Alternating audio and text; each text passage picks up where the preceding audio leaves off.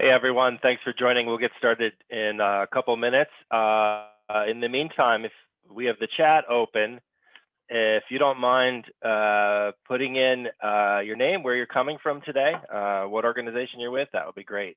Again, we'll get started in a couple minutes.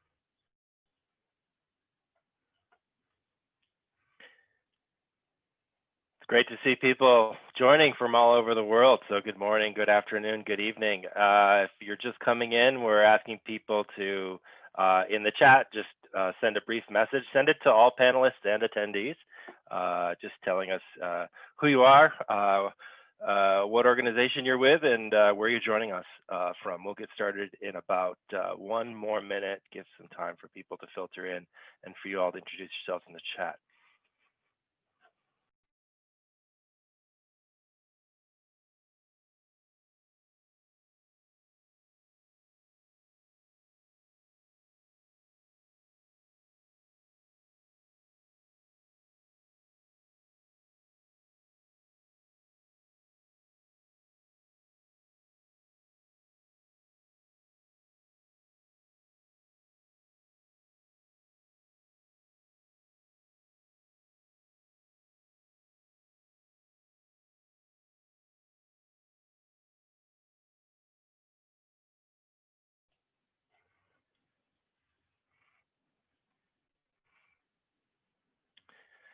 Again, great to see people from so many different places. I'm Noah Sobe. I will introduce myself a little bit more in a second. I want to welcome you.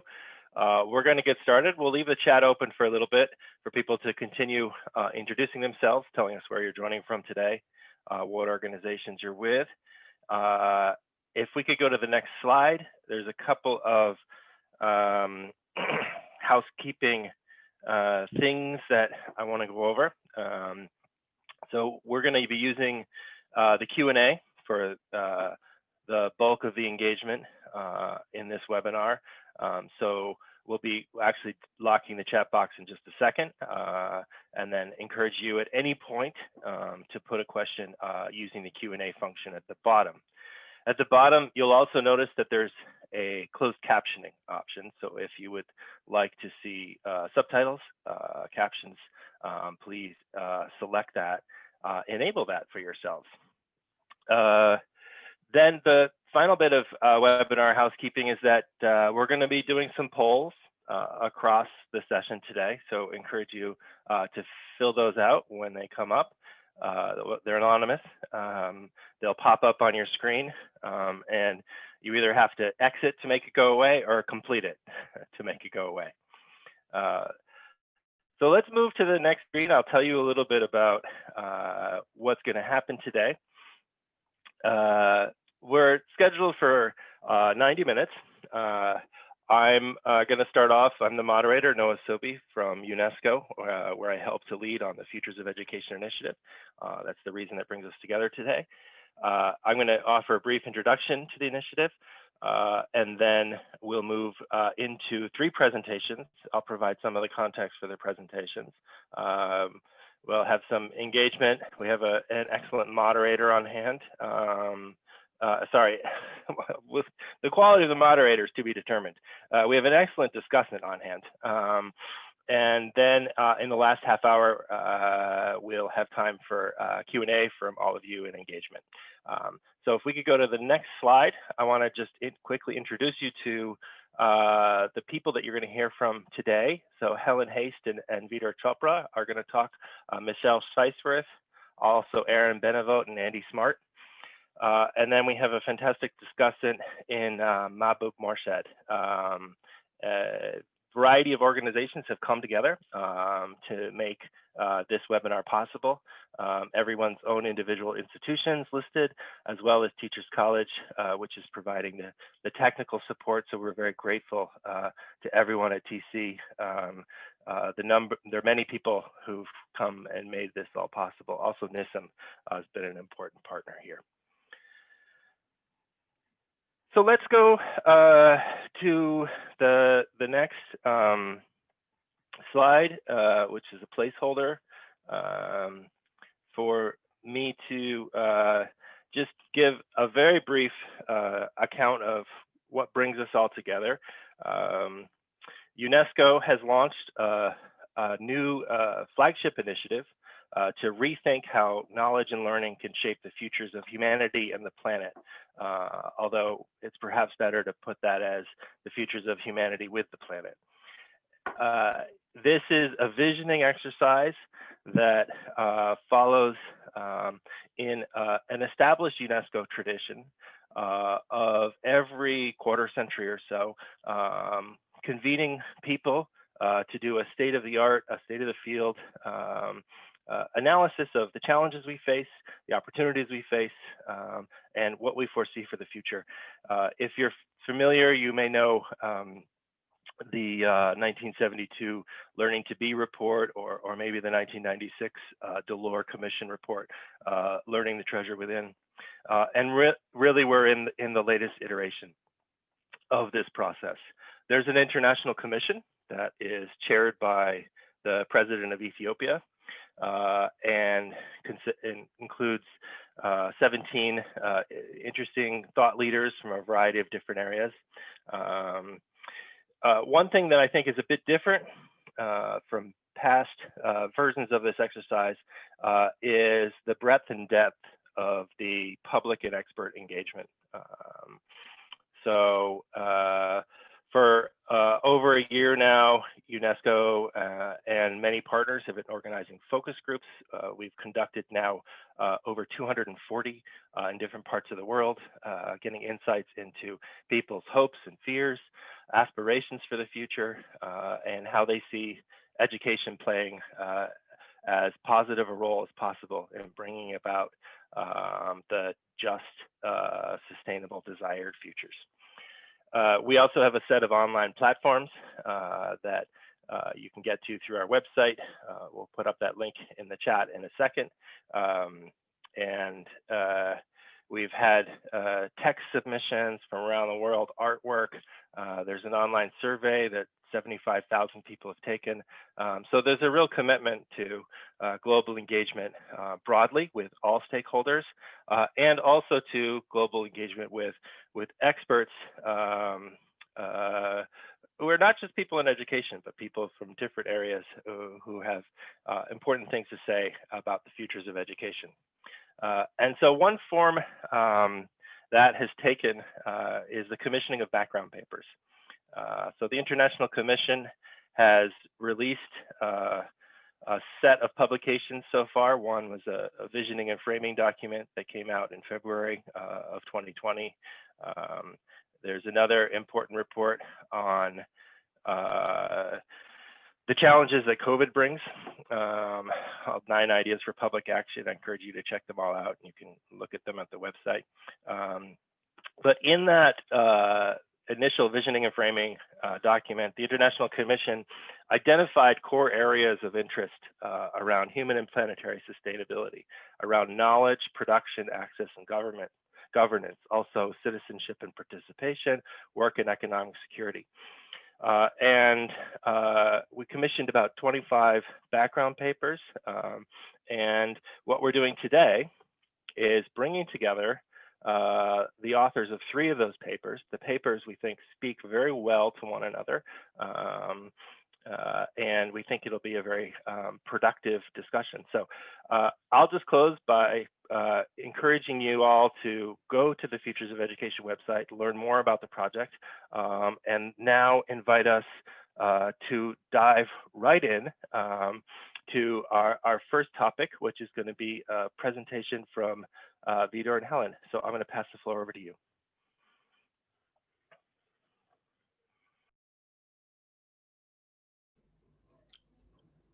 Well, good morning, everybody, or good afternoon or good evening, depending where you are in the world. We're going to talk about change. The Futures of Education project, in fact, projects to 30 years hence, which is a very long time away. We want to think about how important change is, and first, particularly how we understand change. One of the things we're engaging if we're doing any kind of future activity is prediction, what will happen, and prescription, what we like to happen, and what we hope will happen, and how we might achieve that. And we normally fail at this. We fail at it because we almost invariably project what we'll call more of the same. We project what's happening today, today's problems, today's forms of solutions, today's ideas about solutions. We don't actually think very much beyond tomorrow. So today, in this presentation, we're going to look at the nature of change and how we can best understand it. Next slide, please.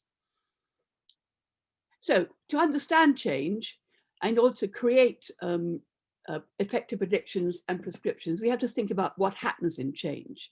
Let's look at some recent experiences we've all had. COVID-19 and climate change have both, in this last 12 months, alerted us to the danger of assuming more of the same. In what way? Well, every one of us has experienced the upheavals of COVID. It came from nowhere. We had no preparation from it. We had to create new strategies, new coping mechanisms.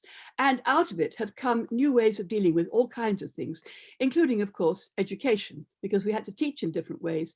And we suspect that, in fact, what we've learned from this may have a strong impact, many implications for the future of teaching worldwide. Climate change we've had around for a while, but in the last 12 months, we've been shocked perhaps to realize how serious these are. One thing is, for example, that in maybe 50 to 100 years' time, a dozen cities in the world will not exist. They'll be flooded. Mumbai, Dhaka, Shanghai, Rangoon, and Miami will be underwater if the pleasant climate change predictions take place. This is a shocking realization on our part of the importance of climate change. Another issue is that technology is normally talked about, but in fact, technology is not the only factor in change. Many other things are. And thirdly, we want to say that change isn't always linear and progressive. We tend to think of things as getting better, but slowly, or progressively in a linear kind of format. Very often, change is rupturing, change is cataclysmic, change is catastrophic. We don't always think about change in that kind of way. So, what will the effective citizen of 2050 need? We think they will need to be prepared for managing uncertainty, for managing ambiguity, managing complexity. We think they will need new skills, new mindsets, and particularly they'll need adaptability. Next slide, please. So let's also consider an important factor that change isn't universally the same everywhere. It's not equally distributed. For example, uncertainty is experienced differently in the global north and the global south. Just as a massive generalization, in the global south, uncertainty is part of life and people cope with it most of the time. As a massive generalization, in the north, uncertainty is not that widespread. We tend to live in a world where we can assume some degree of certainty. So the whole coping mechanisms are different globally. Technological innovation is different, and you have different adaptations. In the north, new technology means brighter, shinier, bigger, more complex machines. In the global south, it often means doing ever more innovative and interesting things with just little technology like cell phones, effectively often. Political upheaval is different if you're fearing you're losing your democracy from if you think that actually you've got an autocratic government on the horizon or already there. And climate change, of course, again, we adapt differently in different contexts. Another example of climate change, for example, is that it's quite likely that what you now call the tropics could be completely uninhabitable. This has enormous implications for large numbers of people. Next slide, please. So let's look at what we can say about change. Well, we know that generally people always talk about futures. Well, there are known knowns. We know it's going to happen. We can plan for it. There are known unknowns. We don't know exactly what will happen, but something like that we can plan for it. And then these unknown unknowns. We don't know what's going to happen. We can't plan. We have to cope when it arises. People who are writing about change distinguish three kinds of change and the implications for prediction. More of the same, quantity into quality, and what are called Knight's moves or ruptures. Now, more of the same is where we think, right, tomorrow's a bit like today, a bit more technology, tweak a few things, but basically life tomorrow, day after, will be pretty much the same, requiring the same skills as now. That's what we normally predict. Quantity into quality is where things change gradually, but qualitatively. The best example is a village gets bigger, becomes a town. A town gets bigger, becomes a city. In very many important ways, a city is very different from a village. That's quantity into quality.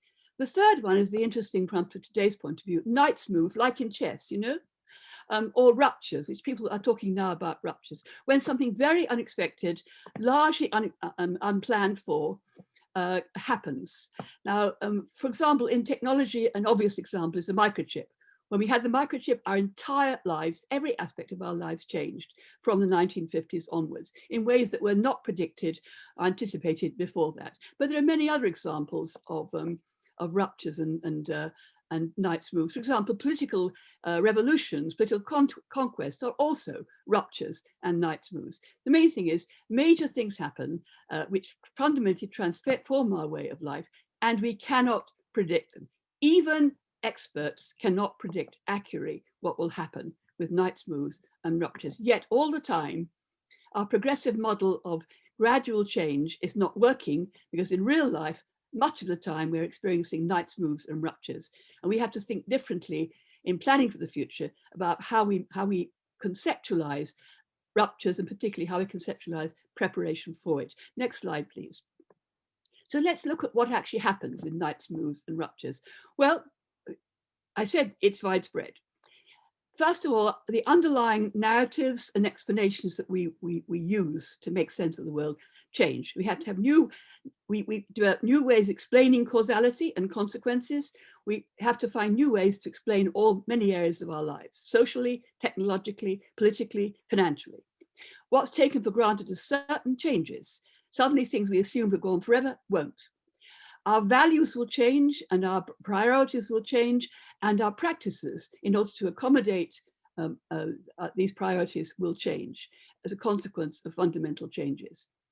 We have goals, and often we reflect our goals in terms of utopias, what we'd like to see, and dystopias, what we want to avoid. So utopias and dystopias are very important aspects in managing and thinking about adaptability for the future. And of course, finally, we're going to need new skills. We may not know what those skills are, but we need to anticipate the need to create and find new skills. I'm now going to pass over to Vidor, who'll talk about one particular example. Thank you, Helen. The next slide, please. So today I want to speak to you about the example of forced migration and thinking about the case of refugees and education for refugees specifically.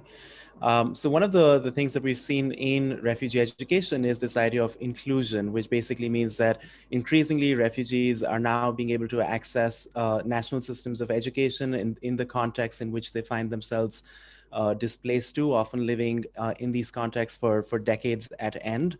But the other aspect that we see associated with this is that this idea of inclusion is not often linked to this idea of full membership within society or ideas of belonging. Most often we see that refugee hosting countries will place barriers on refugees' employment or create hierarchies of economic opportunities. And often refugees are sort of relegated to these blue-collar jobs or secondary jobs at the very bottom of the economic pyramid. More often, even in contexts where they're resettled, we find a racialization that takes place of young refugees and their understandings of who they can be and what are the kinds of opportunity sets that they have access to. And we see that education is unable to act on that and is unable to be able to give young people the opportunity to be able to question those ideas. Another aspect that we see linked to this is that with the rise of climate change as well as pseudo-autocracies, we're going to see that there are going to be more or increased migration aspirations or aspirations for mobility. Now, when that's going to happen, one of the associated phenomena with that is that people are going to try to move multiple times over. And oftentimes those aspirations will be unrealized. People will simply not be able to move. And associated with that is a sense of frustration, of anxiety, and of just believing that their institutions in a particular context are falling short of the promises that have been offered. Now, most often we see that refugees, children are constructed as non-citizens within sort of both, hidden and formal curricula within schools and classrooms. And they're sort of socialized into singular historical narratives where they're either cast as the other or there is a deliberate exclusion of their identities and who they are and why they are in a particular context. And so one of the big challenges for education as we think 30 years down the line is really thinking about how can curricula, content, and pedagogy acknowledge these multiple attachments that young people may have that has brought about their multiple mobilities or as a consequence of their unrealized aspirations for mobility. And what does that mean for the kinds of trust and belonging that individuals develop, both to sort of national, but also local communities. And so really thinking about who can make claims on the state and what is the nature of the state and the services that it can deliver for non-citizens when refugees are not really a part of a particular host state, but continue to be cast as the other, and who has the right to do this, and how can young people do that, and will education be able to teach them how to do that and really develop this critical consciousness. Next slide, please. So as we think about the implications for education, as we've outlined this sort of this framework for change, particularly, one of the things that we do acknowledge is that increasingly across education contexts, we're seeing that there's very little or no time for sort of meaningful social studies curricula, where there's the space for perspective taking, for deliberation, to engage with parallel perspectives. And this is something that education systems really need to grapple with and tackle very seriously as we think about just the 1 hour a week that is often assigned for civic education or for social studies, and thinking about how is this then sort of integrated across different curricular topics and contents. The second piece is that we're seeing increasing amounts of surveillance by states themselves. And for young people specifically, this poses increased risks. And so the risk calculus of participating in their societies, for getting involved in social issues changes drastically, especially when there are real consequences to the risk and safety of young people or of participating in these different contexts. And so thinking about how is it that young people are able to create personal space in an online environment, but also a protective space that enables them to create the structures, whether those structures be social, psychological, or technical, that can actually hold governments accountable or limit the powers that governments hold on using these using technology towards these very oppressive ends. A third aspect is really, moving away from this idea of sort of liberal progressivism. And oftentimes we say that schools are a structure or are a reflection of the societies that they are embedded within. And more often, I think it's extremely important to think about what is it that goes on within schools and within classrooms, particularly. What are the kinds of materials that are allowed or sanctioned in textbooks?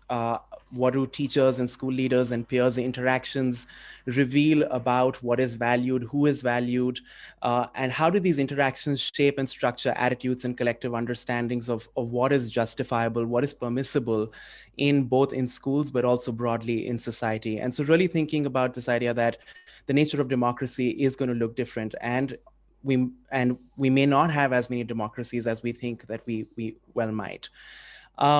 A related point is about managing ambiguity, anxiety, and the risks that are brought about by these ruptures specifically. And there are a whole host of mental health and well-being and social emotional learning implications that some of my colleagues from NISSEM will reference, but again, paying close attention to what this means for the ways that curriculum and content and pedagogy are communicated and experienced. And finally, really thinking about what is the role of narratives and counter narratives that are able to enable or preclude participation and exclude or include people within national narratives to be able to participate and engage in society. And so thinking about the role of utopias and dystopias here, if these are essentially starting points where there can be construction, tools for construction or deconstruction, and really thinking about how they can inspire action to create an alternate reality that young people may have not entirely considered and to break away from current assumptions. So I'm going to leave it at that, and we're going to open the floor to Noah and Mahboob. Thank you.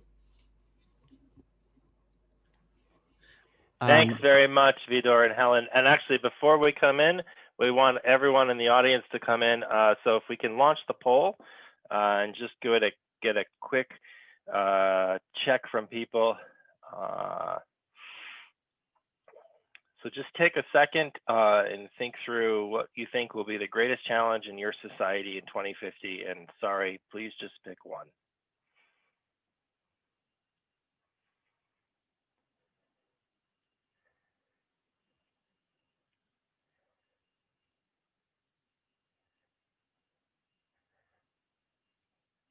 We'll give people about 10 more seconds.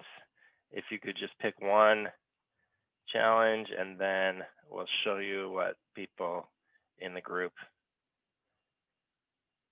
came up with.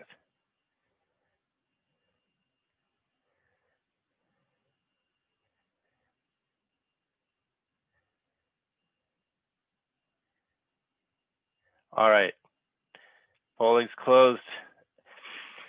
Interesting. So climate change and environmental crises, slightly ahead of the pack, but a lot of other people also identifying political extremism, global inequality and injustice, technological change, forced migration and mobility, health crisis, of course, up there too.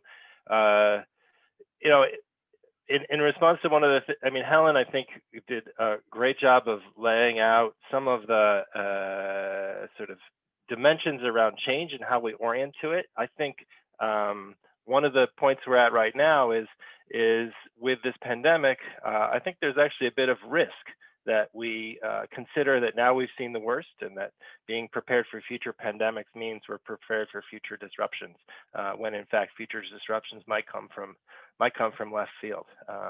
But it seems like a lot of people in this room are also aware of the many different directions that rupture can come from. Why don't we pass it over to our discussant, Mahboob Morshed, who's a professor at the BRAC Institute of Educational Development. You want to come in with some comments and reactions? Thank you, Noah. Thank you, Helen and Vidal, for a very nice presentation. And I think your paper has very nicely laid out the process of change. I think the paper provides an excellent idea that we need to understand, that deconstruct the process of change if we want to properly act on that. And it is important to consider that not all changes are same. Changes are different. And also people experience changes in a different manner. So people, some changes are more flat, some changes are rupture. So if we have to act, we need to understand these differences. And also, you, Helen, you put the idea of how global North and South experiences change differently, and Vidure came in with some good examples of how change affects different people, like immigrants, differently. And I think the question answer also, the questions from the audience also comes in with some of the predictions that in 2050, what might be the issues that we'll be grappling with. My question, which you might want to respond afterwards, is like, in the recent time, we are seeing perhaps the globalization is failing at this point, or the democracy is declining. And we are seeing that a global trend where people are perhaps restoring to more fixed, more non-inclusive and polarized worldviews, which is a kind of opposite to what you are proposing through this paper.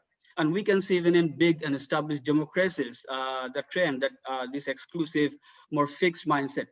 So my question to you is, how do you promote the civic education agendas that you're proposing here in such a context where we are seeing democracy is struggling, globalization is kind of failing to some extent? Thank you, Noah. Over to you.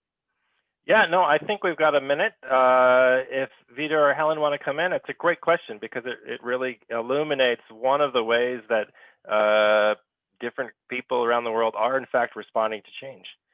Helen or Vida, you want to come in with just a quick response to that? Yes, I've got a thought. I mean, I think what we're doing is laying the foundation for realizing we can't assume a kind of progressive linear model of change, which we rather have done, and which has certainly influenced education, I would say, largely for the last 50 years, everywhere, but particularly in the global north. So I think we're opening the door to saying, look, let's look differently at change, recognize how complex and diverse it is, and say, given that we have to change our assumptions, where can we start from? It's like that old thing, if I want to get to there, I wouldn't start from here. And we're saying, okay, what does that mean in terms of recognizing what's involved in change? You made an interesting point, Mahboob, about whether or not globalization is failing. Well, I would actually want to say, well, whose model of globalization have we been playing with? And why is that model of globalization failing? And is that model of globalization itself too much, in effect, an imperialistic global north model of globalization, not taking into account the wider world? Thank you for that, Helen. It's a great point. And in fact, it's maybe the time to underscore the fact that this initiative, as you see on the slide, is labeled futures in the plural. Doesn't translate well into all languages, but it's very much intended to expand the range of possibilities, which is actually a great segue to our next speaker, Professor Michelle Seisworth from the University of Glasgow. We're going to be talking about how we reconcile multiple realities. So over to you, Michelle. Thanks very much, Noah, and thank you everyone for coming along today. It's great to see so many people from so many parts of the world, and a special shout out to people who've come all the way from Glasgow. I've spotted a number of people in the audience. Yeah, today I'm going to focus on a particular aspect of education and how we might think about it futuristically. I'm going to be talking about pedagogy, and I'd like to start by just defining what I mean by pedagogy. I like Robin Alexander's definition of pedagogy, which talks about pedagogy not just as observable teaching methods, but all the things that lie behind it. So the philosophies, the teacher beliefs, the cultural beliefs, and so on. So I think it's helpful to think of pedagogy that way. It's not just what teachers do in classrooms and how they interact with learners, but why. Next slide, please, Kana. The Futures of Education initiative is an absolutely brilliant initiative, and they are, of course, through this process of consultation, evolving their own ideas. And some of the early documents, while they don't set out particular pedagogies for the future, they do set out some principles which might guide pedagogy. So they describe, for example, knowledge as fluid. They describe learners as active creators, designing and determining their own education pathways. And they talk about democratic participation in education as including freedom of thought and expression. They also talk about learning as a social endeavor defined by context in a plural social world. Now, some of these principles fit broadly into learner-centered education, child-centered education, or progressive education, which has been around for quite a long time. And of course, they are underpinned by particular cultural attitudes. And I guess my question today is there a tension between these particular normative principles and this idea of learning as defined by context? The question I'd like to think about is whether knowledge is regarded as fluid everywhere, or whether all societies would see that as desirable. Whether this idea of learners as active creators is culturally aligned everywhere, and whether democratic participation is equally likely in all cultures, and whether there are tensions between these different sorts of principles. Next slide, please. So I find it helpful, instead of thinking about absolutes such as knowledge being fluid, I like to think of things along continua. So if we think about the nature of knowledge as being somewhere between fixed and fluid in a given person's attitudes and beliefs or a given society's attitudes and beliefs, then we can start to think and map about where different people or different societies fit. And also some knowledges might be seen as more fixed than others. For example, in some cultures, it may be considered completely inappropriate to question a particular religious text, but it may be fine to question a political stance or a socially held attitude. Next slide, please. Another continuum is about learner autonomy and control over learning.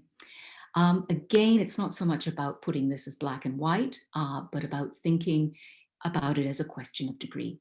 So on one level, this sense of self as being autonomous from others is a somewhat individualistic way of thinking about the learner. In some cultures, interdependence with others is considered incredibly important. It's a fundamental principle in the social world.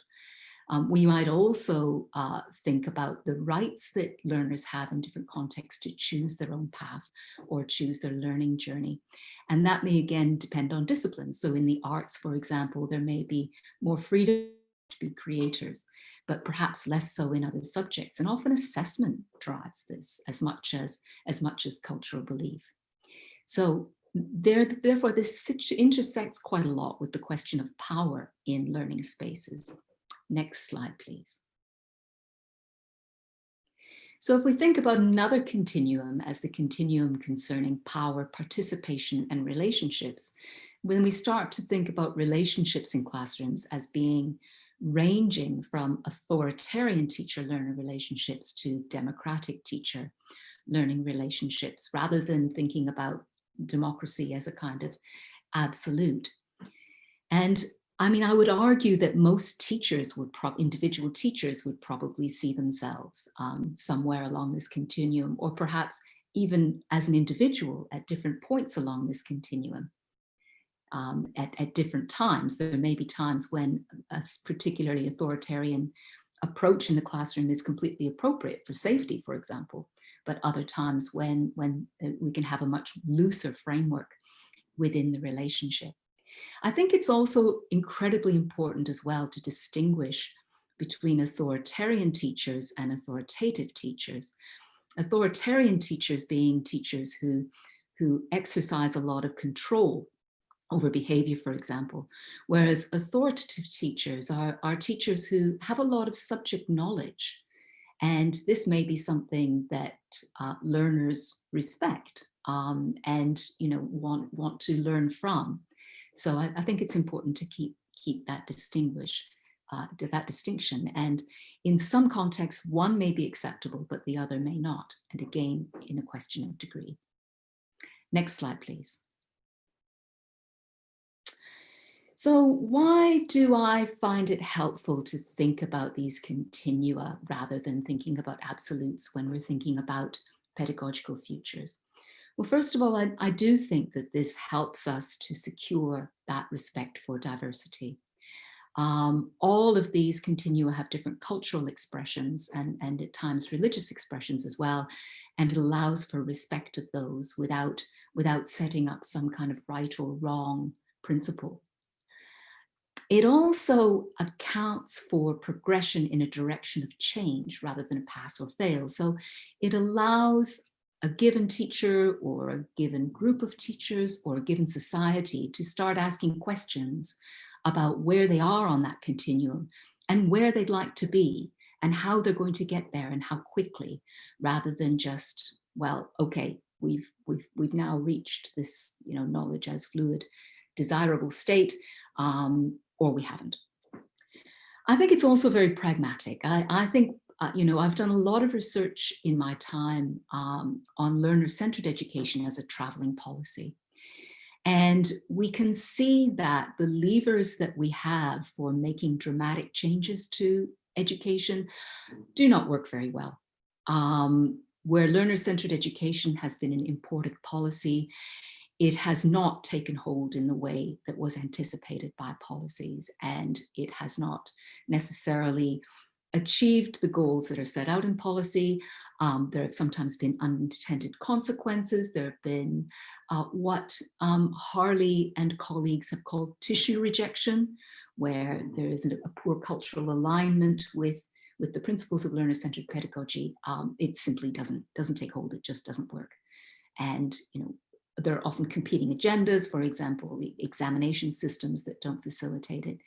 And I think we need to think about really what is possible and how we're going to get there. I think it's also important to think that, actually learners learn better when what happens in classrooms aligns with their own cultural beliefs, and the work of Robert Sternberg backs this up. Dissonance between home and school are often not very productive, and there's a very big question about how dramatically education can lead social change in particular directions. So based on this, I would argue that the sort of knight's moves that Vidur and Helen were talking about are actually rare in pedagogy. Pedagogy is incredible in its continuity. Studies in Russia, for example, have shown that pre-communism, during communism, post-communism, there are still some pedagogical principles that have held and some continuities that have been sustained throughout that, what Houghton and Eliot have called the pedagogical nexus, where everything kind of keeps everything tightly aligned, and it's actually quite difficult to change. Next slide, please. So does that mean that everything is okay and we should think of pedagogical futures as entirely culturally relative? I would say not quite. For example, I would argue that rights are a red line.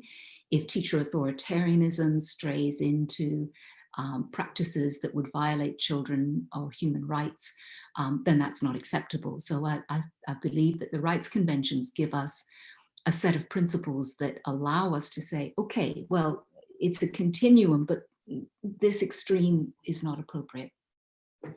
And there are also some practices that simply do not lead to learning. So, for example, we know that if teachers forge ahead with an overly ambitious curriculum, regardless of the particular needs of the children in the classroom, then they just won't learn. They will get more and more left behind over time. So there are some standards that can be universal standards about how all human beings learn that we can learn from and can be treated as universals. And in my own work, I've set out what I call a set of minimum standards about this. Finally, I'm just going to end on a little bit of a personal note. I sometimes feel like the most boring educationist in the room. Because we hear these wonderful visions for the future and these manifestos for what education is going to be like in the future, and I always find myself saying, well, it's a little bit that, but it's a little bit this as well, and we've got to go slowly, and we've got to think about these 25 other things, and I can only apologize for that, but like everyone, I do want better futures for education, and I do sometimes think that means tempering some ideals, asking about whether they really are universally shared ideals, and thinking also about how we're going to get there. Thank you. Thanks very much for that, Michelle. An excellent addition to this conversation about change.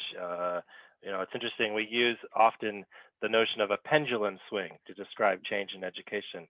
And you're usefully reminding us that it's not really in the extremes, it's that we see an array of things. Okay, before we go over to Mahboob, we've got another poll for you. So if we could launch that poll, and while that's coming up, there we go. So what best reflects the pedagogical beliefs widely held in your country? It'll take about half a minute to give people a chance to think this through.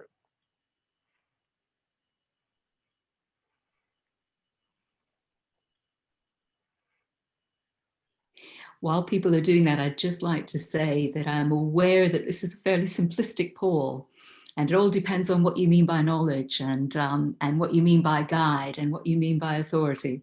But this isn't a research project. We're just doing a quick straw poll to see what are likely to be the issues as we move forward.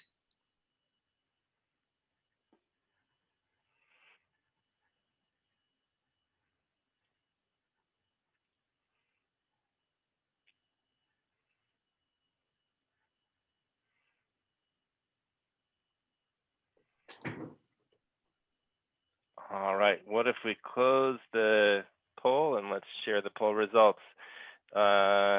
Interesting, learners depend on teachers to guide their learning. Well, with maybe in a second, we'll have a chance for you to come in, Michelle, with any thoughts on this, you know, mindful of the caveat you just offered. But first, let's go over to Mahboob for some thoughts and reactions, please.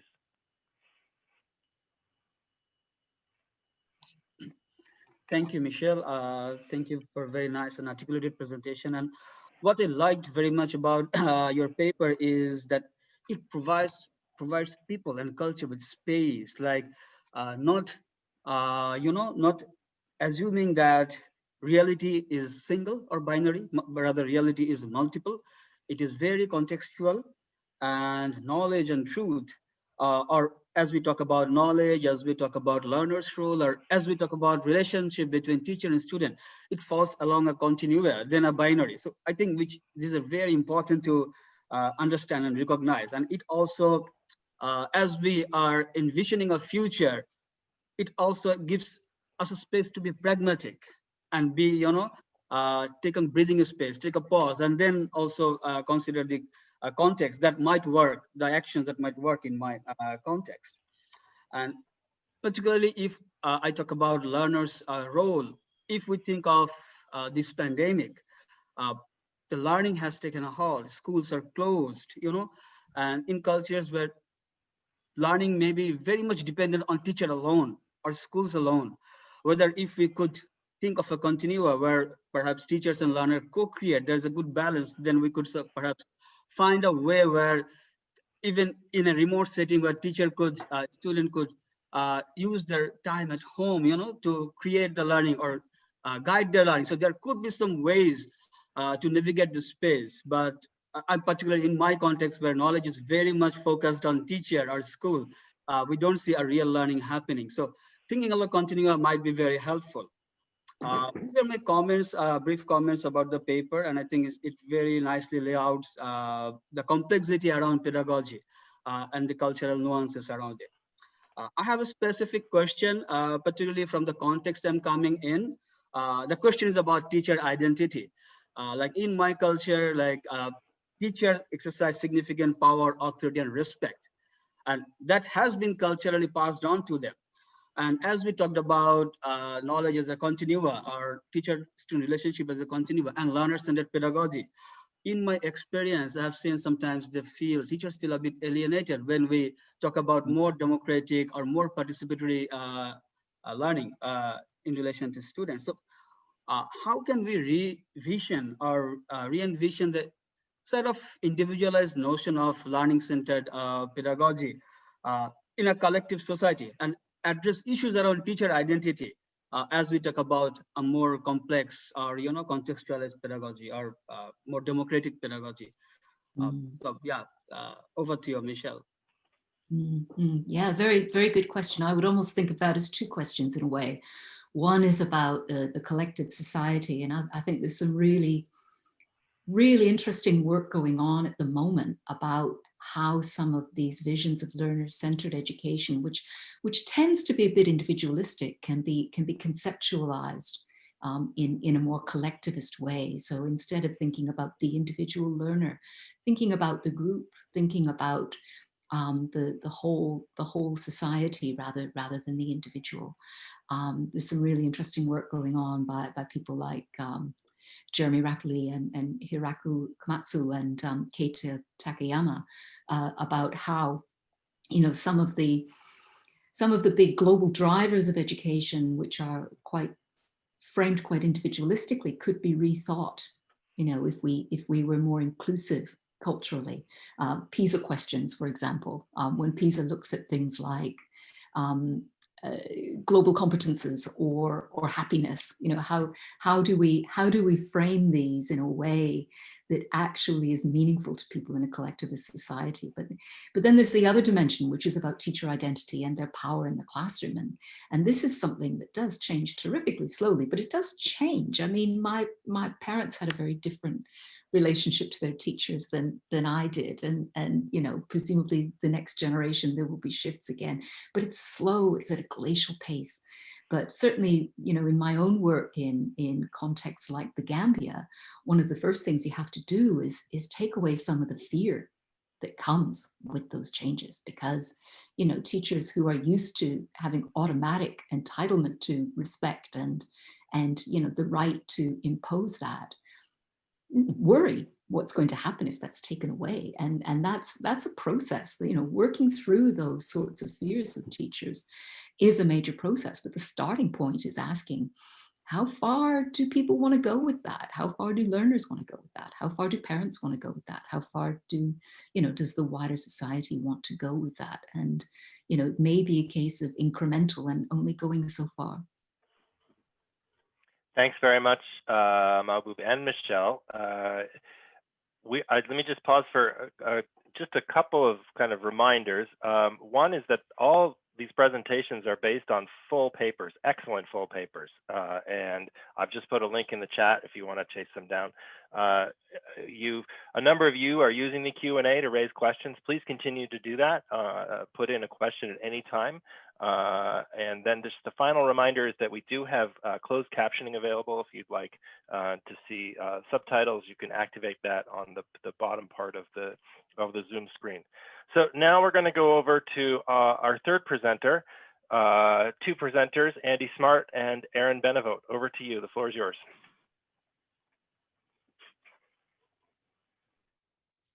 Thanks very much, Noah, and welcome to all the participants. Andy and I represent a collective, a group of practitioners and researchers who are very much interested in issues of social emotional learning and the wonderful humanistic and social educational purposes that are bundled up into what's called the Sustainable Development Goal Target 4.7. We're very much focused on issues around educational materials, and in particular in low and middle income countries. And we decided to make a proposal to UNESCO to prepare a paper because we felt that issues around curriculum, pedagogy, and textbooks are very fundamental to the future. And so this is really a collective effort. The first slide, please. So one of the things, and I'd like to harken back to points made by the earlier presenters, is not only are we speaking about change, but just how difficult it is to predict change going forward. One of the things that we tried to reflect upon in our paper was the fact that if we go back historically and we think about the lives of children, those that are now in schools pretty much around the world, their lives look quite different, full of vulnerability and vicissitudes and other kinds of unpredictability. And in some ways, and this maybe speaks a little bit to kind of the, like, not exactly the pendulum, but the ways in which change can be cyclical, is the fact that modern schools, as they were established and began to expand in many parts of, first of all, North America and Western Europe, and then to other parts of the world, brought a considerable structure and predictability and routine to the lives of children. Sure, there were many inequalities. There may be two different schools, but the quality of education provided is quite different, and obviously not everyone had access. But schooling in and of itself brought a certain routine to children's lives that was not there. So we think it's important to kind of look back upon the work of sociologists, social historians, as they reflect about on childhood and on children's lives, as we also kind of look to the future. And there's no doubt that we're living in a period of enormous uncertainty and disruption has been mentioned. And so the big questions are, how are educational systems meant to respond? And for us, we really, I think among the group of colleagues working under NISSEM, we believe that this kind of uncertainty is something to be embraced. And so then the question becomes, how do schools and teachers and other school educational leaders provide the wherewithal to build up the social and personal resilience of students? And to what extent do we really need to rethink things that have become highly institutionalized, taken for granted elements of schooling, which is involved, in many ways, standardized textbooks and rote learning and other kind of scripted pedagogy, and rethink how they can be revisioned or reimagined in order to embrace or to foster the kinds of skills and competences that students would need looking forward to a much more uncertain future. Next slide, please. So we very much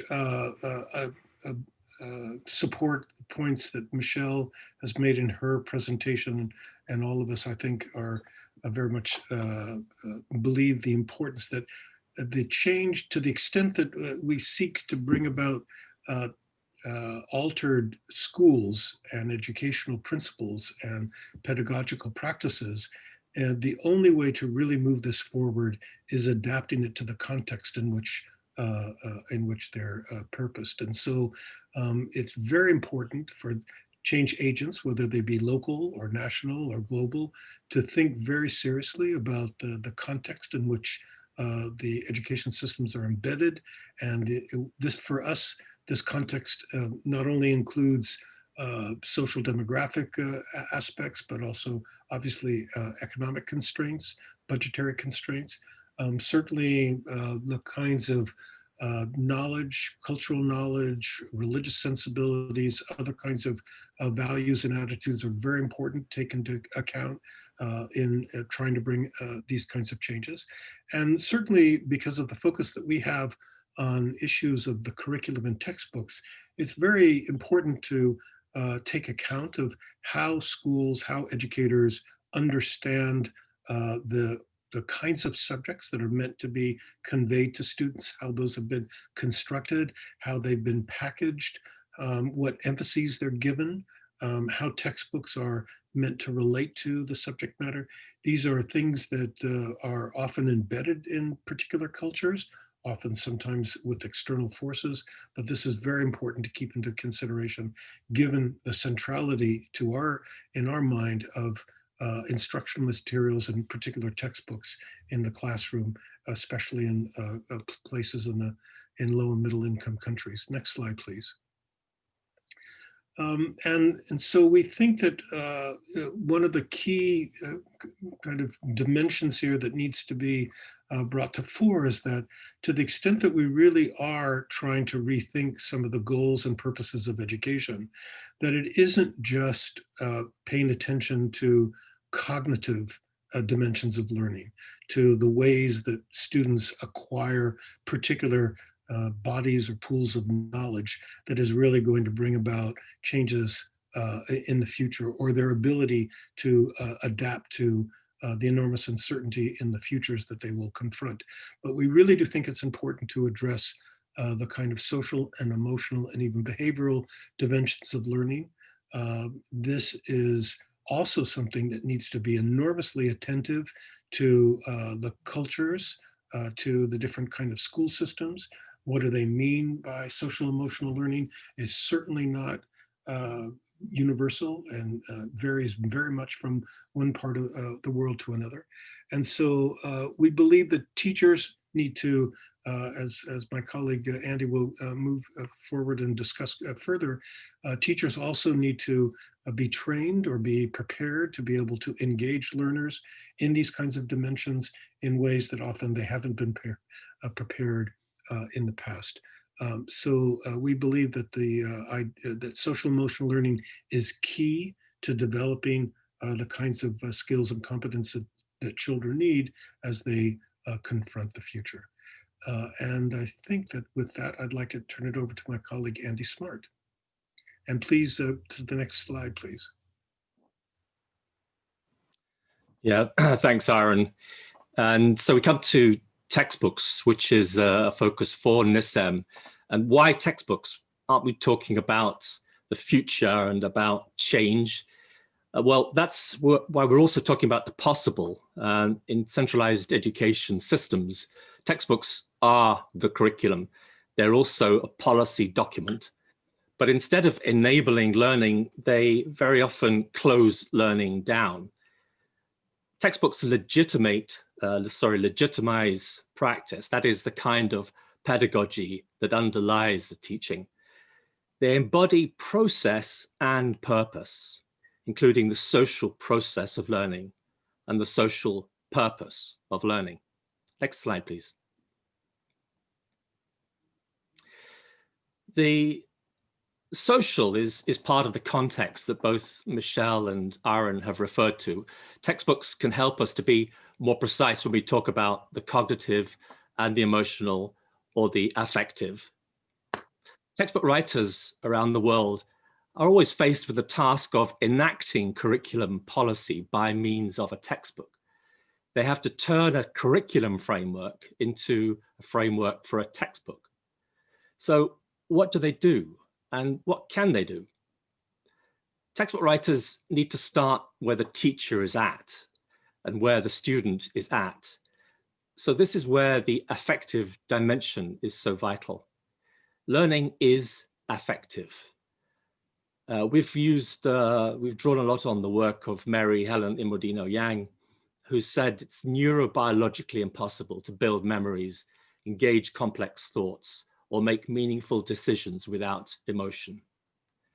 So writers can plan textbooks around both the cognitive and affective dimensions using what we've called a cognitive affective framework. What does the writer do next? Next slide, please. I mentioned the process and the purpose of learning.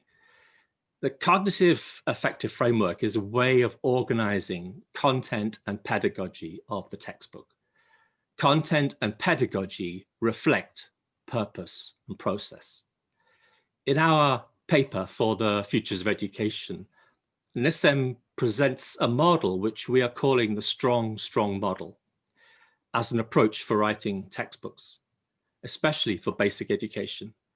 We believe that social emotional learning and SDG 4.7 themes and values run through both the purpose and the process of learning. Next slide, please. And how does this model relate to the challenging futures that we and the teachers and students face? Because it recognizes the diversity of knowledge and the diversity of learning. Strong content and strong pedagogy are strong and appropriate to the subject and the level and the context. Strong means complex, interrelated, interconnected. Textbooks must open up complexity, not close it down. Strong content has a strong social dimension, which recognizes the interconnectedness of people and planet. Strong content reflects Target 4.7 themes and values. Strong pedagogy has a social and emotional dimension and helps to develop a lifelong love of learning. It also means understanding how traditionally written textbooks often lead to rote learning as the default mode of teaching. And in our paper, we wrote that social and emotional dimensions can enable learners not only to engage with academic content, but also to develop mutual respect, address inequity, face fragility and risk, and build more equitable and peaceful societies. Countries and international donor organizations can help today's students prepare for uncertain futures by committing to a new generation of textbooks that enable young people to develop a wider sense of identity, to acquire lifelong learning skills, and to embrace values that recognize our common humanity in the face of a rapidly changing world. In low resource contexts, if curriculum is not in a textbook, it's not tested. And if it's not tested, it's not taught. This may seem a very narrow pathway for children to follow. This is why we need to do the narrow well. Thank you. Thanks very much, Aaron and Andy, for that great presentation. You know, I think one of the things that pulls these three together are different ways of grappling with predicting change, with managing change, with flowing with change, but also hastening or accelerating change. You know, and it's interesting, when we at UNESCO did some surveys of the literature on the future of education to begin with, we were very bothered by how frequently they were reactive. You know, the idea was the world's changing and education is going to need to adjust. Yes, for sure. But we can't lose sight of the ways that education shapes futures, right? As one of the ways we create the futures we want. So over to you, Mahboob, for some thoughts on this last paper. Yeah, thank you. Thank you, Andy and Aaron. And I think this paper resonates with my experience and background context very well, particularly speaking from Bangladesh. I realize and I feel that textbook is the de facto curriculum. Textbook is the perhaps most important tool that teachers receive and students experience. And I think it's also a very important and pragmatic approach to really focus on building strong textbooks and strong pedagogies. I think this is very important to consider, and making textbooks critical, not close-ended, making them, letting them engage students emotionally. So bringing in more socio-emotional components with cognitive or content-driven approach is very helpful. And I think during COVID, where learning has become almost closed, if we had a critical textbook that really engages students, that could be of benefit for many children who has perhaps limited avenues to learn from alternative modalities. So with that comment, I have a quick questions to both of you. Particularly as we experience from low-income or middle-income countries, that change initiatives around textbooks and pedagogies focus more often at policy, curriculum, or teacher training level, or producing a textbook level. But how do you bring changes at institutional level that works around textbooks and pedagogy?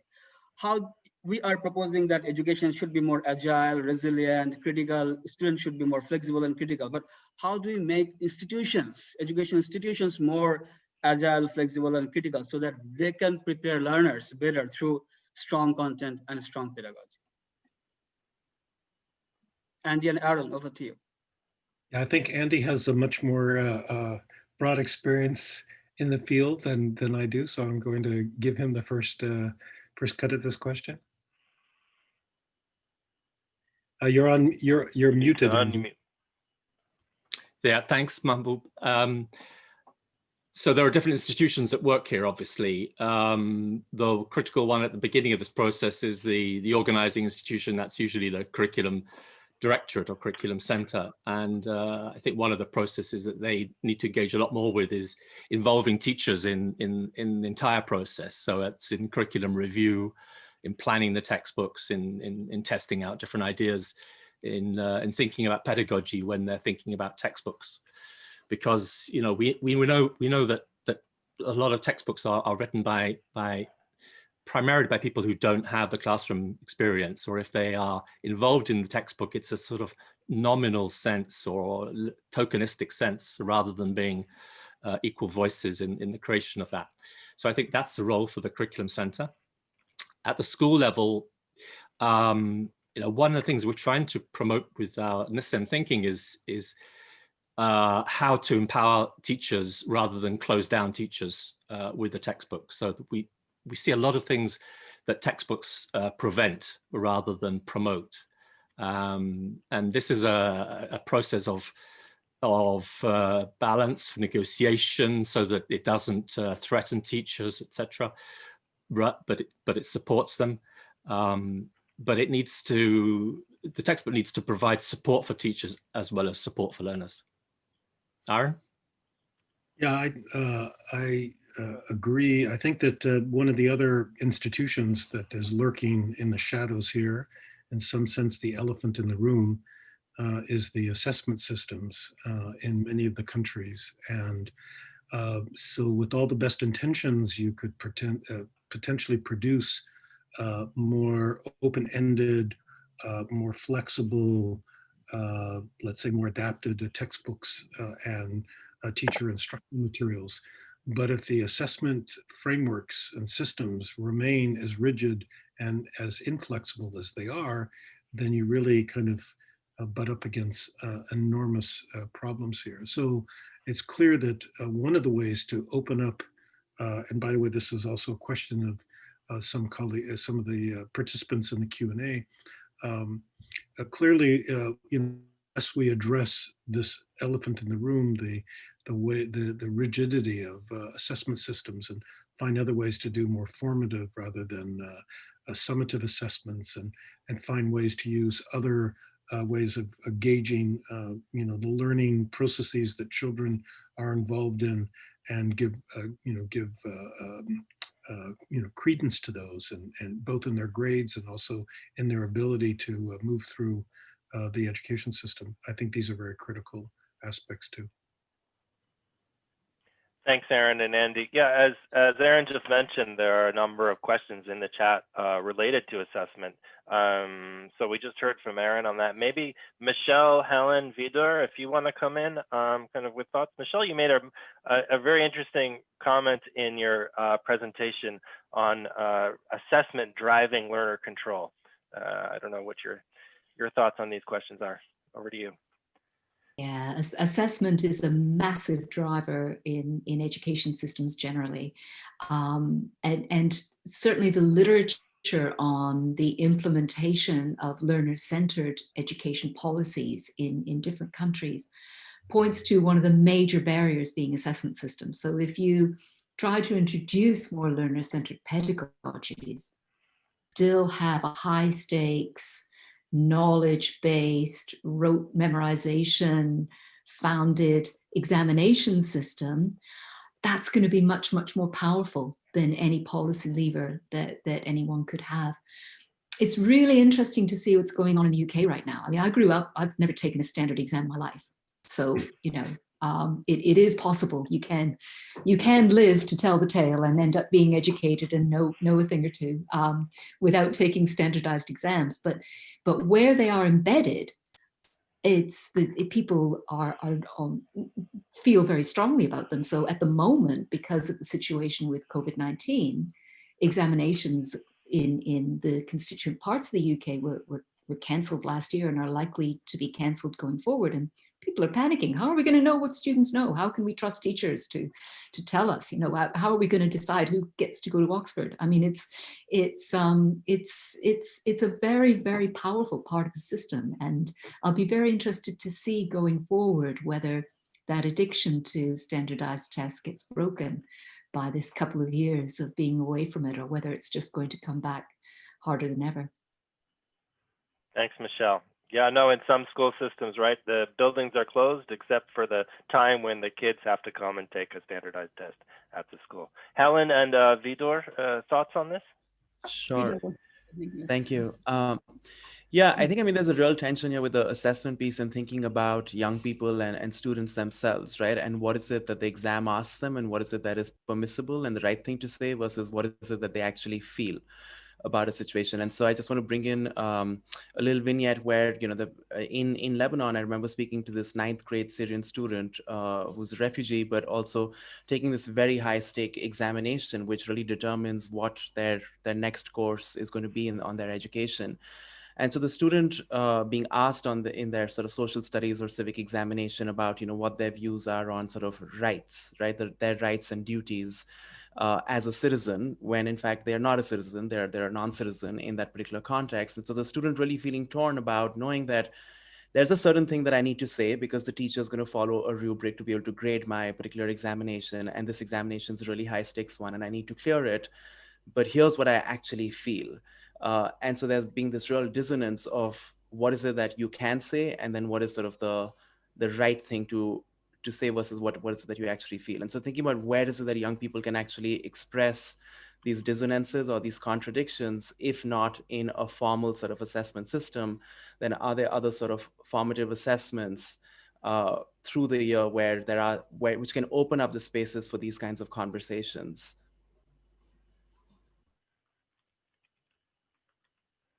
Helen, do you want to come in? My feeling is that we're looking at assessment. What do we need to do? I mean, in one sense, I'm torn. I mean, obviously, as a kind of, I hope, progressive liberal thinker, I don't really think that we should be focusing on rigid tests, which are basically knowledge-based. On the other hand, you do have to have some way of making sure that there's a sort of assumption, a kind of cultural norm, that kids do achieve a certain level of attainment in whatever they need.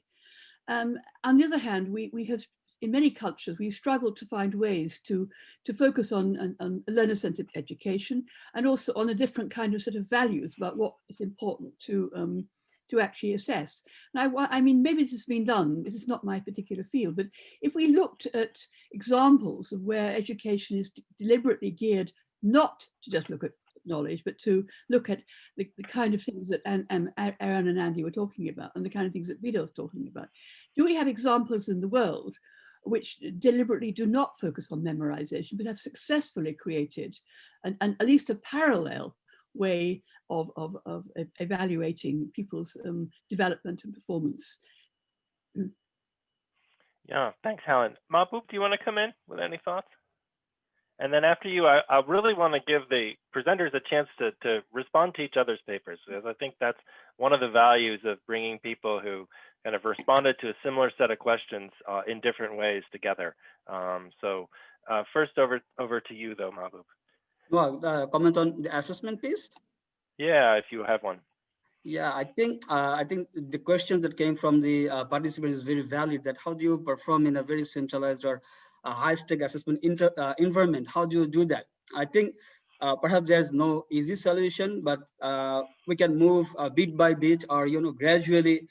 Perhaps ongoing consultation and advocacy and dialogue. I think that at the core, a democratic dialogue needs to be going on, and I think people need to really see the value of learning, how learning, formative sort of assessment, alternative assessment, and assessment as an action of learning. Like assessment as learning can promote learning. If we can make the case, if we can create sufficient evidence, perhaps we'll be able to gradually move on. Yeah, no. Thanks very much for that. So I'm just going to call on you, Aaron and Andy. I'm curious your thoughts and reactions to the presentations. Thoughts they prompted, questions you might have. If you want to come in and respond, that would be great. And then we'll just do a quick around the room. So I'd like to pick up the comment that Helen and Vidur began with about the importance, or their noting that to the extent that we provide space in school curricula for the kinds of pedagogical principles, curricular content, that the main thing that we should be looking at would actually be the social studies aspect of the curriculum, where you would have civics and history and geography. And I think that, that's an interesting point. My colleagues at NISSEM and I think, believe that there's much to be gained of thinking about some of the social emotional learning and some of the other issues that we talk about across even more standardized subjects like mathematics or in the sciences and other areas. Certainly 4.7 speaks about education for sustainable development and other kinds of issues that have science components. So I think that we should broaden our notions of where we might focus the attention in terms of both the curricular subject matter and the textbooks. I remember a few years ago when I had the great fortune of spending some time in Japan and being at a prefecture model school in the prefecture of Hiroshima, and encountering a teacher that had been tasked with developing critical skills or critical thinking skills among 8th grade students who were studying mathematics, and how they went about that. And it's those kinds of challenges that you could that go beyond just kind of looking in the neighborhoods that we're used to working through, but even in areas that are a little bit beyond kind of the norm that we have in mind. So I would at least welcome or invite us to think about a broader set of curricular target areas for some of these issues.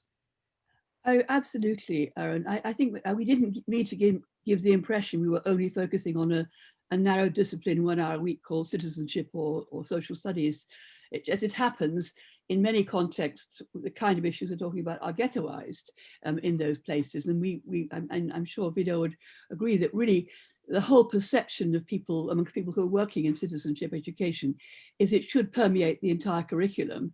In fact, in some ways it already does, but making it explicit. For example, social emotional learning is an absolutely central element of all literature courses, because what do you do when you're reading novels and poetry? But you're engaging socially and emotionally in your experiences. And certainly, the examples, even in mathematics, we certainly would be advocating for thinking about how these issues permeate the whole curriculum. But we didn't have time to develop that in the particular presentation today. Absolutely is the answer to your question. Vida, I presume do you want to add anything to that? Vida? It's all good. I'm in agreement with you. Okay. Yeah. Michelle, anything you want to come in on in response to the presentations or comments? Just a thought that I think is at the forefront of everyone's minds at the moment, and the presentations triggered again in me. One of the things that people are really concerned about from this global pandemic is how it's going to affect equality, how it's going to fragment and exacerbate differences between different strata in society. And I just I was just thinking, for example, about if this is the kind of rupture that creates a really different future, are some groups in society going to be better able to cope with that than others? And thinking about textbooks, are textbooks going to be the kind of bedrock going forward that help to sustain systems through really difficult transition period? Those are just some thoughts that I had while the presentation was going on, because I think we are at a very particular moment. I don't know when the Futures of Education initiative was planned, but I don't think it imagined that it was going to be landing right in the middle of one of the biggest challenges of our times.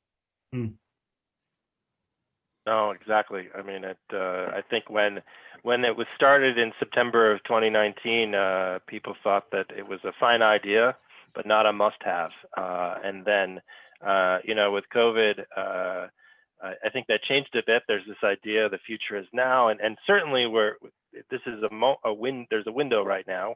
A lot of decisions taken now in the short term are going to have long-term consequences for sure. I do think, though, that there, as I said at a comment earlier, there's a bit of a risk if we now assume, okay, now we've seen the future, and as long as we just pandemic-proof our education systems, will be fine. I think you're all pointing to a need to go far beyond that. Michelle, let me just follow up with you on a quick question that came up in the chat.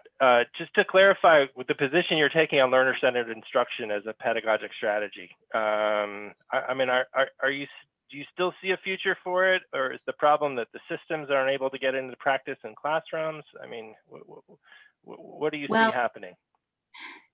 Given the presentation that I've just given, I don't think it'll come as a surprise to anyone that I see learner-centeredness as a continuum, and that different versions of it will bed down in different places. I do think that there are some principles of learner-centeredness that will take different forms in different societies, and I absolutely have not given up on those principles.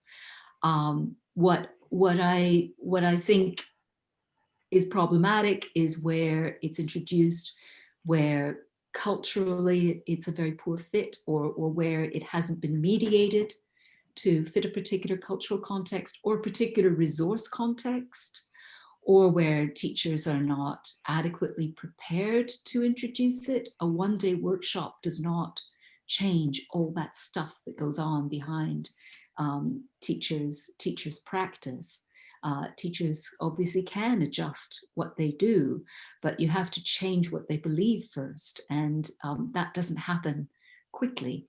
So I still think that there are principles and good practice, which I've couched in my own work as minimum standards, which then have different expressions in different cultural and resource contexts. So I haven't given up on it, but I see it as a rather fluid thing. Thanks, Michelle. Super quick question for Andy and Aaron. Can you just, from the chat or the Q&A, can you go a little bit more into detail in explaining how effective content can actually be captured, transmitted, represented in a textbook? Just comment quickly on that, because I think we have a skeptic. Yeah, well, I mean, the word effective is a very widely used word, and it kind of hides all sorts of things, I think. I mean, there are researches into what is an effective textbook. I think most of those researches haven't been very revealing. And it's not surprising, really, because the textbook has to do so many things. There are so many variables in the textbook and around the context of a textbook that to prove one way or the other what's an effective textbook is extremely difficult.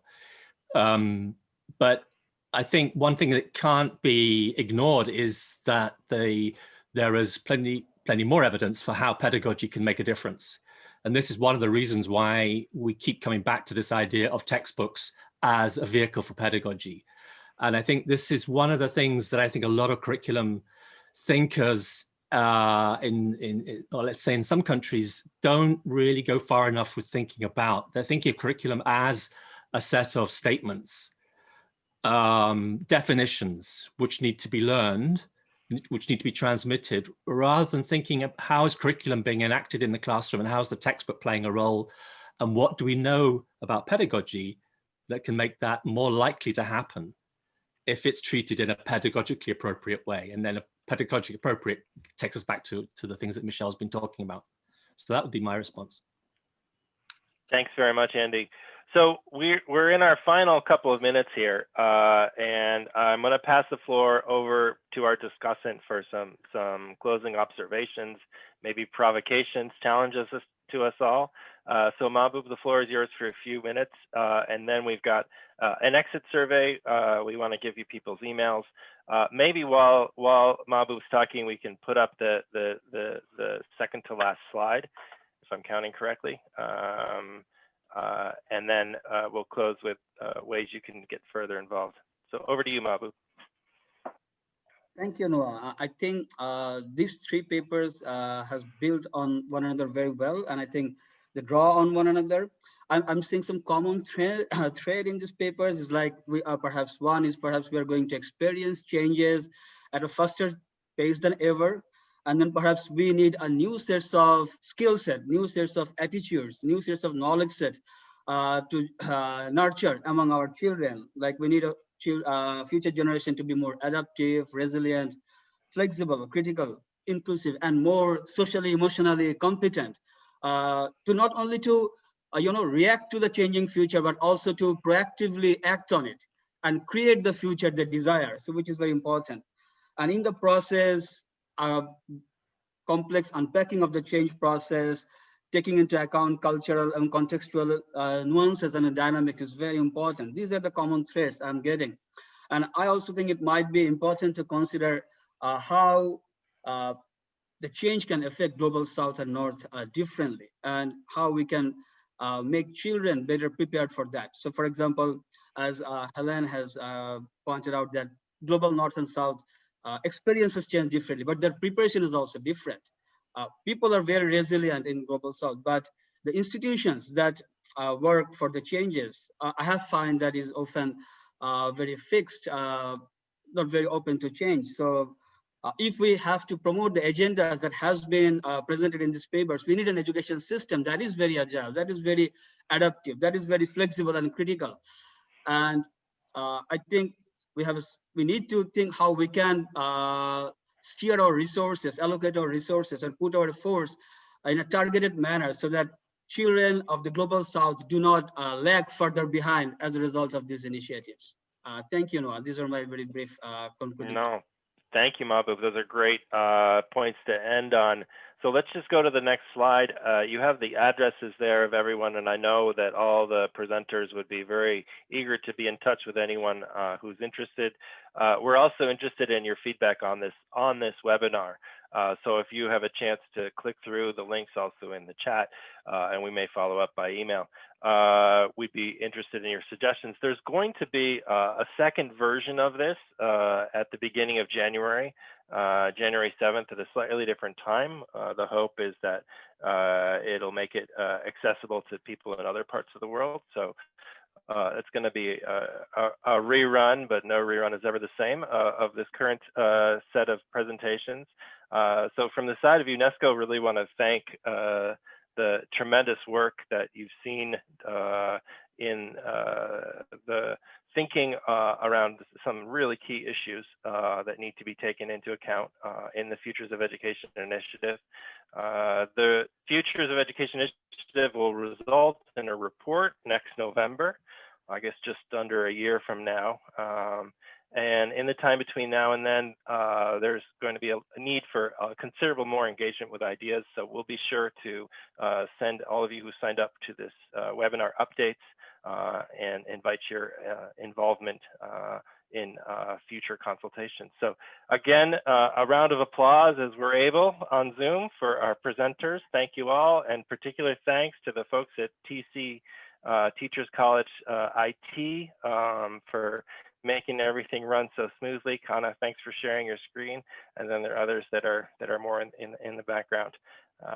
So please fill out that survey. That would be useful to us. We'll keep the webinar open for another 10 minutes. If there's lingering questions, feel free to put them up. So thanks again. Thank you all.